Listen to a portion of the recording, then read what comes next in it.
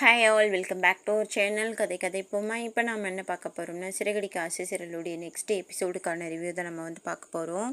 இப்போ என்ன ஆகுதுன்னா ப்ரௌன் மணி வெளியில் நிற்கிறார் இல்லையா, கறி வச்சுக்கிட்டு. அப்போ வித்யா அவர் விரட்டுறதுலேயே குறியாக இருக்காங்க. அவர் நான் உனக்காக எல்லாம் அடம் வெட்டினேன், அதனால தான் இன்றைக்கி கொஞ்சம் எடுத்துகிட்டு வந்தேன் உனக்கு அப்படின்னு சொல்லிகிட்டே இருக்காரு.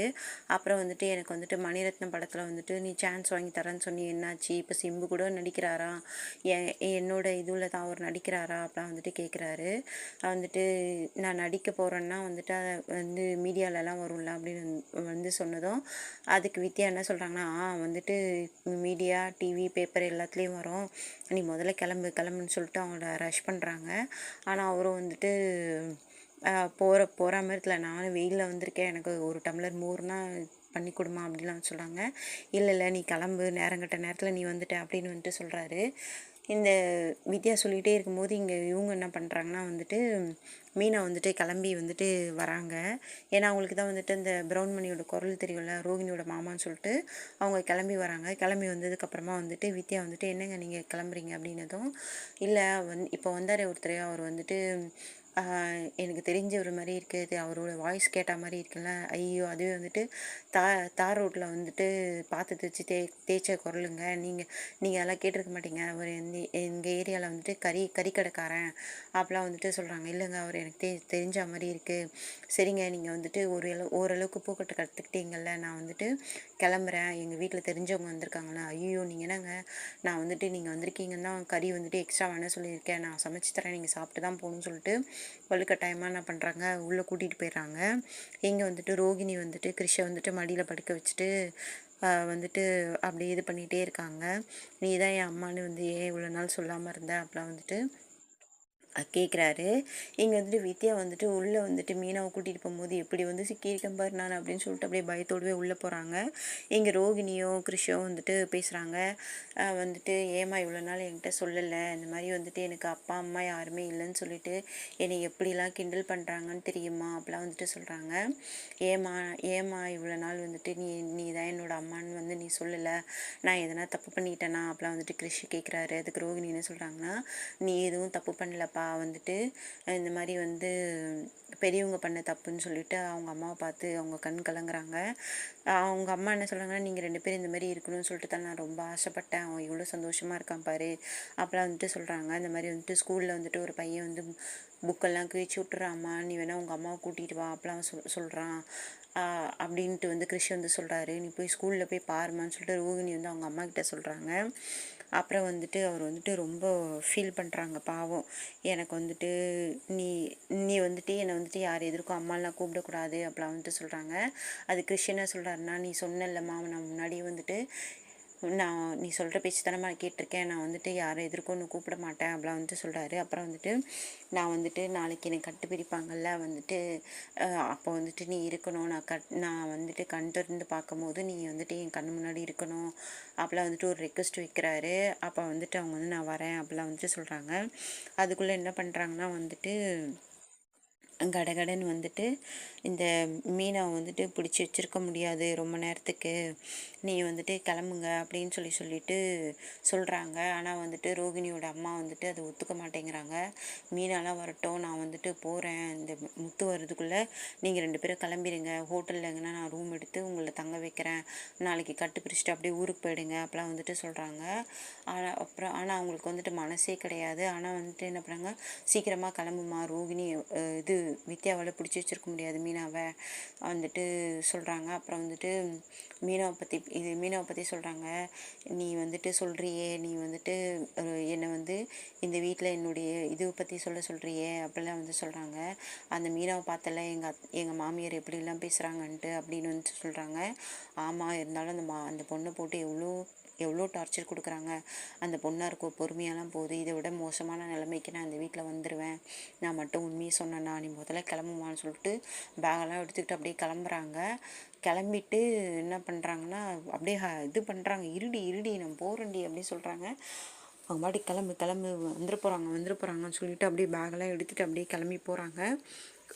கரெக்டாக கதவு திறக்க போகிறாங்க. அதுக்குள்ளே வந்துட்டு முத்து வந்துட்டு பாட்டு பாடிட்டே வராரு. நினைப்பதெல்லாம் நடந்து விட்டால் தெய்வம் ஏதுமில்லைன்ட்டு அந்த பாட்டு வந்து அவர் குரல் கேட்குது. குரல் கேட்டதுமே வந்துட்டு சரி சரி அப்படின்னு சொல்லிட்டு என்ன பண்ணுறாங்க, கடகடன்னு வந்துட்டு உள்ளே வந்துட்டு பேக் எடுத்துகிட்டு போய் வச்சுட்டு இவங்க வந்துட்டு ஹாலில் வந்துட்டு கிரிஷும் அவங்க பாட்டியும் வந்து உட்காந்துக்கிறாங்க. இங்கே வந்துட்டு வித்யாவும் நம்ம மீனாவும் வந்துட்டு சாப்பிட்டுட்டே இருக்காங்க. சாப்பிட்டுட்டே இருக்கும்போது வந்துட்டு நான் சொல்ல சொல்ல நீங்களே சமைச்சிட்டீங்க, நீங்கள் சூப்பராக இருக்குங்க, எப்படிங்க நீங்கள் இப்போலாம் வந்துட்டு செய்ய கற்றுக்கிட்டீங்க அப்படின்னதும், சமைக்கிறதா பூ கொட்டுறதான்னு கேட்குறாங்க. ரெண்டுமே இங்கே சின்ன வயசுலேருந்து அம்மாவுக்கு வந்துட்டு ஹெல்ப் பண்ணுறதுக்கு கற்றுக்கிட்டேன், அதேமாரி கற்றுக்கிட்டேன். நீங்கள் ரொம்ப சூப்பருங்க. நீங்கள் வந்துட்டு உங்களுக்குன்னு ஆசை கனவுலாம் இல்லையா? இல்லைங்க, சின்ன வயசுலேருந்து எங்கள் அம்மா நல்லா இருக்கணும், அப்பா நல்லா இருக்கணும், தம்பி தங்கச்சிங்க நல்லா படித்து நல்லா இருக்கணும் அப்படிலாம் வந்துட்டு சொல்கிறாங்க. அதேமாரி வந்துட்டு உங்கள் மாமியார் பேசுகிறத பார்த்தாலும் எனக்கே கோவம் வருங்க. ஆனால் வந்துட்டு நீங்கள் எவ்வளோ பொறுமையாக இருக்கீங்க அப்படிலாம் வந்துட்டு சொல்கிறாங்க. கோவம் வர அதுக்கு என்னங்க பண்ண முடியும்? ரோகிணியும் ஸ்ருதியும் பெரிய எடுத்த பொண்ணுங்க, நான் வந்துட்டு சாதாரண குடும்பத்துலேருந்து தான் வந்தேன் அப்படின்னதுமே வந்துட்டு அவங்களுக்கு அப்படியே பெஜாராகிடுது. என்னடா இது இவங்க இப்படி சொல்கிறாங்களே அப்படின்ட்டு கோவம் வர தானே செய்யும் அப்படிலாம் வந்துட்டு சொல்கிறாங்க. அதுக்காக வந்துட்டு நான் கோழை கிடையாது, ஒருத்தவங்க பொறுமையாக இருக்காங்க, பேசுகிறது பொறுமையாக இருக்காங்கன்னு சொல்கிறதுக்காக கோழை கிடையாது, பிரச்சனை வரக்கூடாதுன்னு நினைக்கிறோம், அதனால தான் வந்துட்டு நான் சைலண்ட்டாக போகிறேன். அதுக்காக வந்துட்டு ஒரு நிமிஷம் உணர்ச்சி வசப்பட்டு நம்ம கோவப்பட்டுட்டோம்னா வாழ்நாள் முழுக்க அதுக்கான விலையை நம்ம கொடுத்து தான் ஆகணும் அப்படின்னு வந்துட்டு சொல்கிறாங்க. இதெல்லாம் கேட்கும் போதே வந்துட்டு ரொம்ப வந்துட்டு இதுவாகிறாங்க வித்யா.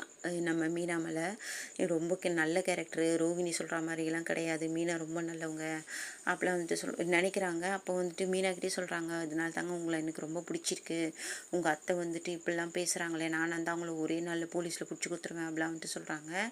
அவங்க வந்துட்டு என்னதான் என் மேலே கோவப்பட்டாலும் என் புருஷனை வந்து அவங்க பெற்றவங்கல்ல, அந்த ஒரு விஷயத்துக்காக அவங்க பேசுகிற எல்லாத்தையும் வந்து நான் மன்னிச்சிருவேன் அப்படிலாம் சொல்கிறாங்க.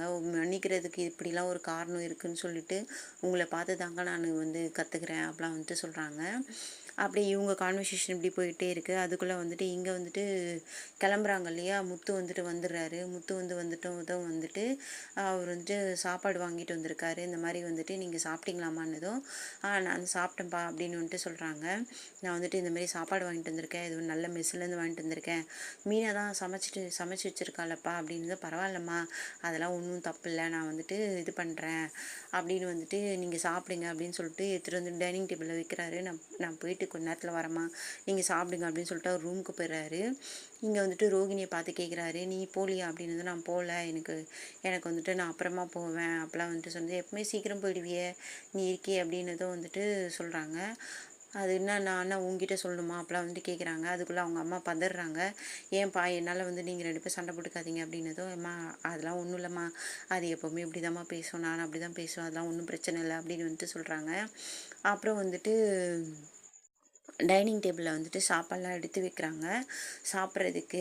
அப்போ வந்துட்டு கிருஷி வந்துட்டு, அம்மா நீ எனக்கு ஊட்டி விடுமா அப்படிலாம் சொன்னதும் அப்போ அவங்க கண்டிக்கிறாங்க, டீ இந்த மாதிரி சொல்லக்கூடாதுடா அப்படிலாம் வந்து சொல்கிறாங்க. விடுடி, அவன் இப்போ தான் முகத்தில் சந்தோஷமாக இருக்குது, நீ சொன்னதும் பாரு அவன் மூஞ்சே மாறிச்சு அப்படின்னதும் அவங்க அந்த சாப்பாடு போட்டு அவனுக்கு ஊட்டி விட்டுட்ருக்காங்க. அதுக்குள்ளே வந்துட்டு முத்து வராரு.